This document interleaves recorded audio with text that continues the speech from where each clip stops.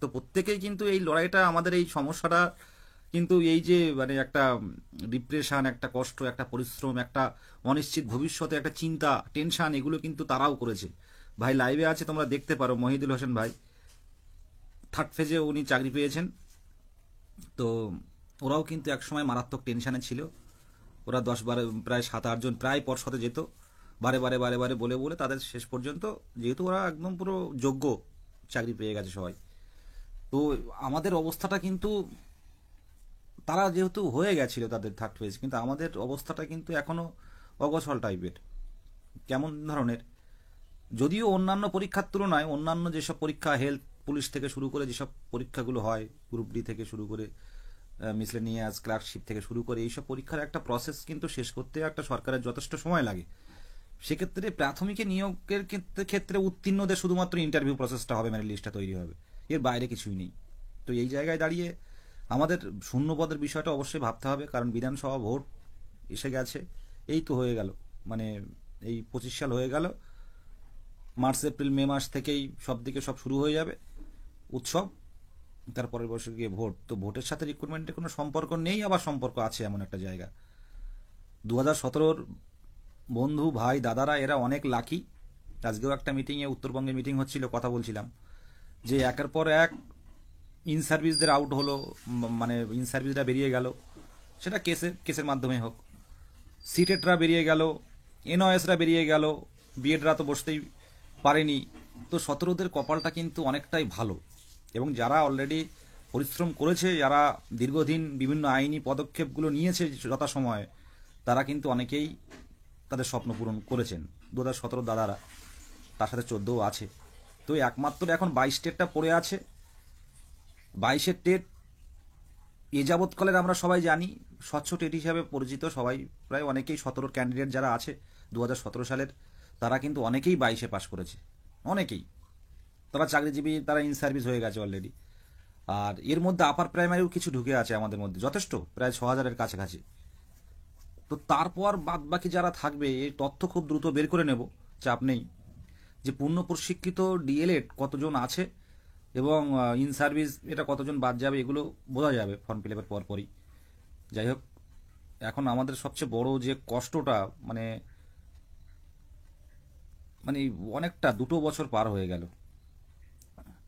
2 বছর পার। আর 2017-দের কষ্টটা বারবার আসছে কেন, 2017-দের ফর্ম ফিল আপ করেছিল 2017 সালে, আর পরীক্ষা হলো এই 2020-তে মনে হচ্ছে। তো 20-21 সাল নাগাদ রেজাল্ট পাবলিশ করে এই 22-এর রিক্রুটমেন্টটা হলো এত দেরিতে। তো তারপর পরেই আমাদের টেটটা নেওয়া হলো, তার 2 মাস না 3 মাস পরে। তো তারপর থেকে আমরা কিন্তু অলরেডি একটা বঞ্চনার শিকার হয়ে আছি। আমার এই কথাটা এইটুকু এই কারণেই বলা, যে সফলতা পেতে গেলে কিন্তু কষ্ট করতে হয়। আজকে অনেকেরই আমরা দেখতে পাচ্ছি, মানে সোশ্যাল মিডিয়াতে বা বাড়ির পাশে অনেক 17 ক্যান্ডিডেট তারা চাকরি পেয়েছে, তাদের ভ্যাকান্সিও কিন্তু যথেষ্ট সংখ্যক ছিল। সেই অনুপাতে কিন্তু আমাদের কি দেবে সেই অপেক্ষায় কিন্তু আমরা একটা চিন্তা, মানে একটা চাপের মধ্যে আছি। এই মতো অবস্থায় কিন্তু আমাদের একটা একটা বড় সড়ো একটা কিন্তু আন্দোলনের পথে আমরা যাচ্ছি, কারণ আমরা বেশ কয়েকবার মুখ্যমন্ত্রীর হাতেও আমরা চিঠি দিয়েছি, শিক্ষামন্ত্রীর হাতেও দিয়েছি, আর সভাপতি মহাশয়ের কাছে তো প্রায় কতবার গেছি তার কোনো ঠিক নেই। সভাপতি মহাশয়ের একটা কথা, যদি সরকার শূন্য পদ দেয় আমার 3 মাস সময় দেবো, আমি 3 মাসের মধ্যে কমপ্লিট করে দেবো। বলে সকাল থেকে সন্ধ্যা পর্যন্ত ইন্টারভিউ হবে। সরকারের দিকটাই আমাদের মেন টার্গেট, সরকারের মানে সদিচ্ছার উপরে নির্ভর করছে সরকারকে কিভাবে তাদের চোখে লাগে, সহানুভূতি আমাদের প্রতি জাগে। সেই কারণেই কিন্তু আমাদের এই আন্দোলন, আমাদের এই ধর্না বলুন, আমাদের এই প্রতিরোধ বলুন, আমাদের এই অভিযান বলুন। 2 তারিখের, মেনলি 2 তারিখের কথা, আমি একটাই কথা বলছি প্রত্যেককেই, যারা বোঝার তারা অলরেডি বুঝে গেছেন। সকালে সুভাষ বলছিল বিদ্যালয়তে একটু লাইফ টাইম না করলে অনেকে বুঝতে পারছে না ব্যাপারগুলো। তো এগুলো অনেকেই বোঝেনি, অনেকেই মনে করে হয়তো আন্দোলন করে হয় না, কিন্তু আমাদের রাজ্যের মুখ্যমন্ত্রী কিন্তু এই আন্দোলনের মাধ্যমেই এসছেন। সিঙ্গুর আন্দোলন, নন্দীগ্রাম আন্দোলন আমরা দেখেছি, এখন বইয়ের পাতাও দেখতে পাচ্ছি। তো যখন বঞ্চনার শিকার হয় একটা পরিবার বা একটা সমাজ, যখন দীর্ঘদিন বঞ্চনার শিকার হয়, তখন আন্দোলন ছাড়া তখন আর কোনো পরিস্থিতি থাকে না। আজ আমরা 26 তারিখে যে আন্দোলনটা করে দেখিয়েছিলাম, আমার মনে হয় এ যাবৎকালের সেরা মিছিল। সরকার কিন্তু শোনেনি। তাই 2 তারিখে বিকাশ ভবন অবরুদ্ধ করতে আমরা যাচ্ছি। Kolkata police, Bidhannagar police, Bidhannagar commissioner police, তাদেরকে অনুরোধ করব, আমার লাইভ প্রত্যেকেই লাইভ ফলো করে, অনেকেই লাইভ ডাউনলোড করেও রাখে। আমি কোনো বিতর্কিত কোনো কথা বলবো না। আমি এই লাইভের মাধ্যমে বলতে চাই বিধাননগর পুলিশ এবং কলকাতা পুলিশকে বা ওয়েস্টবেঙ্গল পুলিশকে, আমাদের মিছিলের বা আমাদের যে বিকাশ ভবন যাচ্ছি আমরা, আমাদের দাবিগুলো এর আগে আমাদের কাছে পাঠিয়েছি। তো সামনে কিন্তু প্রতিবন্ধী এবং বয়স্ক ভাইয়েরা দাদারা থাকবে, এবং প্রতিবন্ধী আমাদের বোনেরা, প্রতিবন্ধী অনেক ভাইয়েরা থাকবে, দাদারা থাকবে। তো এরা কিন্তু যাচ্ছে, এরা কিন্তু সামনে থাকবে। এদের কোনো ভাবেই যেন তাদের গায়ে যেন কোনো আঘাত না লাগে, এটা কিন্তু পরিষ্কারভাবে জানাচ্ছি, একদম পরিষ্কারভাবে জানাচ্ছি। আমাদের প্রতিবন্ধী অনেক হুইল চেয়ার নিয়ে নামবে, তাদের কিন্তু বিকাশ ভবনের সামনে যেতে দিতে হবে। আমরা এর সাথে কোনো সমঝোতা করব না, কারণ পুলিশের ক্ষমতা নেই আমাদের মুখ্যমন্ত্রীর সাথে দেখা করিয়ে দেওয়ার। আইন আছে দেখা করার, কিন্তু সেই ক্ষমতাটা পুলিশ দেখাতে পারছে না। আজকে ভাবুন তো, একটা ভালো মস্তিষ্কের একটু ভাবলে বোঝা যায় যে 2017 সালে প্রাথমিক শেষ নোটিফিকেশান দেওয়া হয়েছিল টেটের, সে পরে নিয়েছে, ব্যাপারটা আলাদা, করোনা হয়েছিল।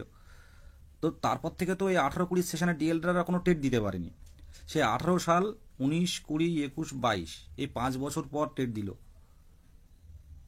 যথারীতি রেজাল্ট পাবলিশ করা হলো 2 মাসের মধ্যে। রেজাল্ট পাবলিশ করে জানানো হলো এবার থেকে আর টেট পাস কেউ বসে থাকবে না, বছরে 2 বার নিয়োগ হবে। 2 বছর, পাকা 2 বছর বেরিয়ে গেল, এখনো কিন্তু নিয়োগের নামগন্ধ নেই।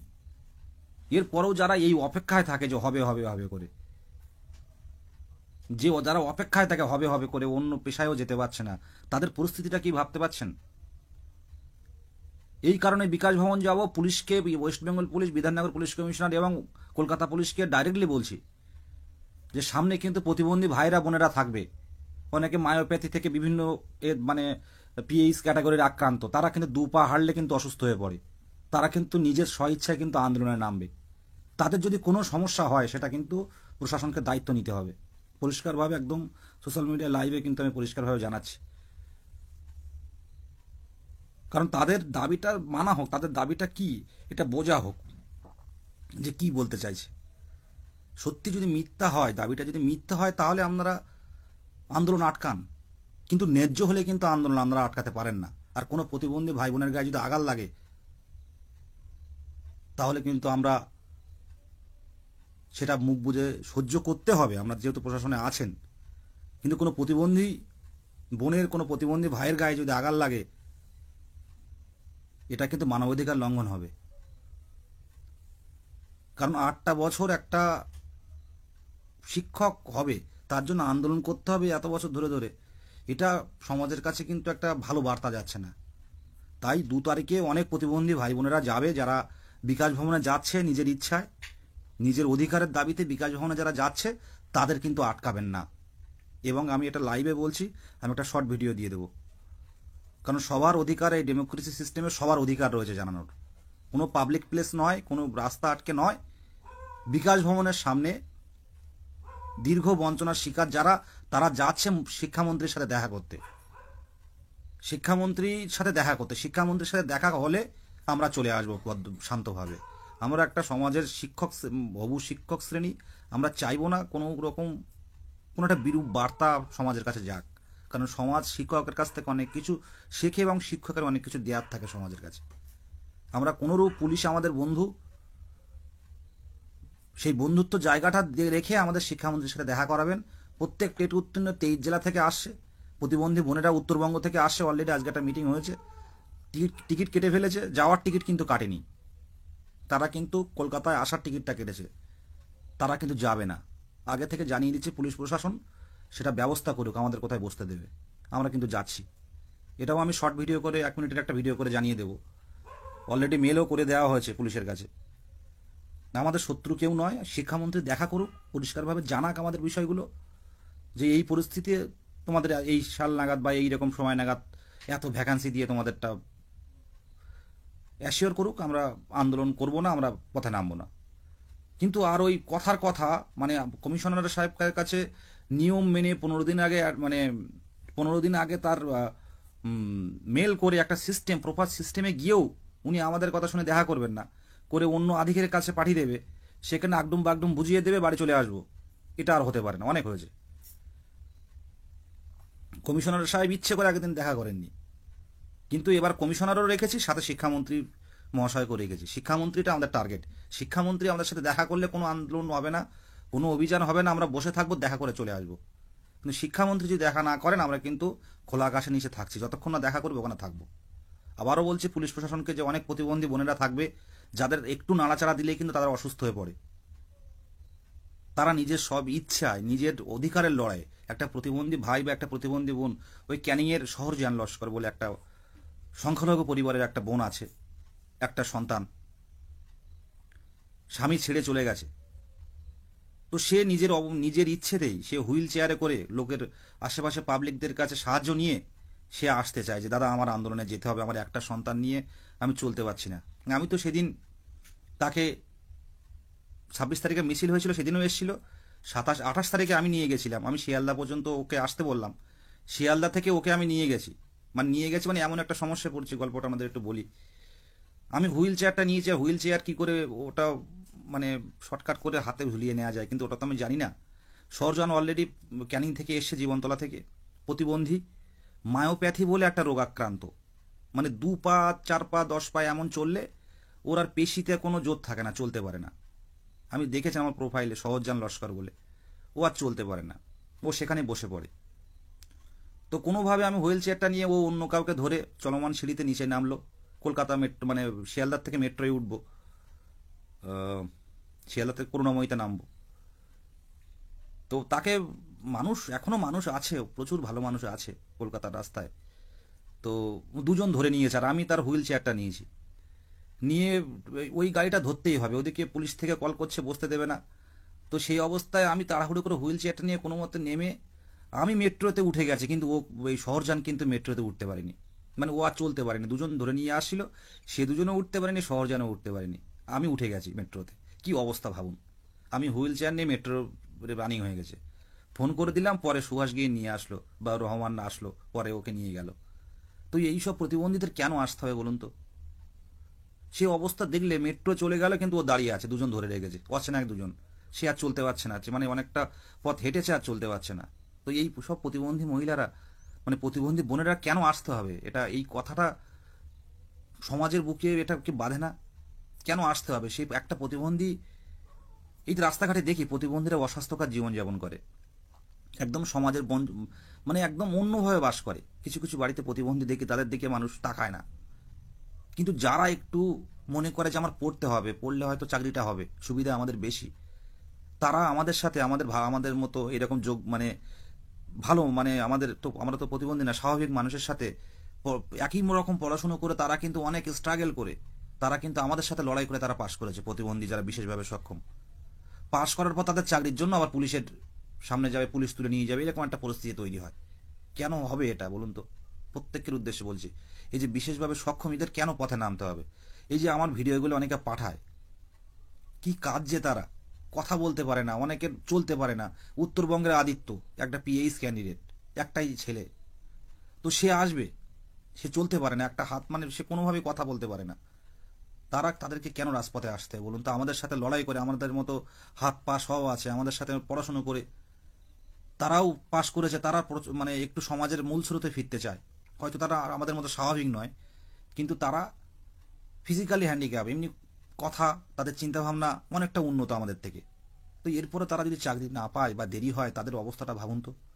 তাহলে অন্য যারা প্রতিবন্ধী আছে তারা তো পড়তে চাইবে না।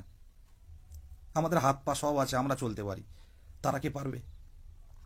তো এই কষ্টগুলো হয়, আর এদের জন্যই মনে হয় যেন লড়াইটা মানে করি, এবং দায়বদ্ধতাটা আরও বেড়ে যায়। সেই কারণে বলছিলাম যে একটা উত্তীর্ণ ক্যান্ডিডেট যখন দীর্ঘদিন, আমরা স্বাভাবিক অবস্থায় আছে টেনশানে, কিন্তু যারা প্রতিবন্ধী ক্যান্ডিডেট আছে তাদের কথা একটু ভাবুন তো, পরিস্থিতিটা কি অবস্থায় যাচ্ছে। এই একটা অবস্থা, আমি পুলিশকে এটা বারে বারে বলছি, পুলিশ প্রশাসনকে, অনেক প্রতিবন্ধী ক্যান্ডিডেট যাবে, তাদের যদি কোনোভাবে কোনো ধাক্কাধাক্কি বা কোনোভাবে কিছু হয়, সেটা কিন্তু প্রশাসনকে দায়িত্ব নিতে হবে। আমরা কিন্তু ভদ্রভাবে গিয়ে বসবো বিকাশ ভবনের সামনে এবং শিক্ষামন্ত্রীর দেখা চাইব। এটুকুই বলার, প্রত্যেককে বলবো 2 তারিখে কোনো রাগ অভিমান কোনো কিছুই নয়। পূর্ব বর্ধমান থেকে শুরু করে, পূর্ব মেদিনীপুর থেকে শুরু করে, উত্তরবঙ্গের কোচবিহার থেকে শুরু করে, জলপাইগুড়ি 2 দিনাজপুর থেকে শুরু করে, মালদা, মুর্শিদাবাদ, বীরভূম থেকে শুরু করে, হাওড়া হুগলি, হাওড়া হুগলি 2 24 পরগনা থেকে শুরু করে, মেদিনীপুর 2 মেদিনীপুর, পুরুলিয়া, ঝাড়গ্রাম থেকে শুরু করে প্রত্যেকের উদ্দেশ্যে বলছি, 2 তারিখে নিজের স্বার্থ রক্ষা, নিজের পরিবারের দিকে তাকিয়ে আসুন। এরপর যত দেরি হবে তত বিভিন্ন আইনি জটিলতায় আটকে যাব। এরা ডিএলএড করছে, অন্যরা ডুয়েল ডিগ্রি করছে, সব রকম একটা জগা খিচুড়ি পরিস্থিতি তৈরি হবে। কারণ একদল রয়েছে যারা নিজেরাও চাকরি পাবে না, অন্যদেরও পেতে দেবে না। তো এইরকম একটা পরিস্থিতি যারা টেট উত্তীর্ণ তাদের উদ্দেশ্যে বলছি, নিজের স্বার্থ এবং পরিবারের স্বার্থ এবং নিজের স্বপ্ন সবচেয়ে বড় কথা। 60 বছরের একদম শেষ বয়স পর্যন্ত শিক্ষার্থীদের সাথে থাকতে পারবেন, এর থেকে বড় পাওনা কি হতে পারে। আর যারা প্রাথমিকের পেশায় আমরা এসছি, প্রাথমিক শিক্ষা, তারা অ্যাকচুয়ালি মনগুলো ফুলের মতো।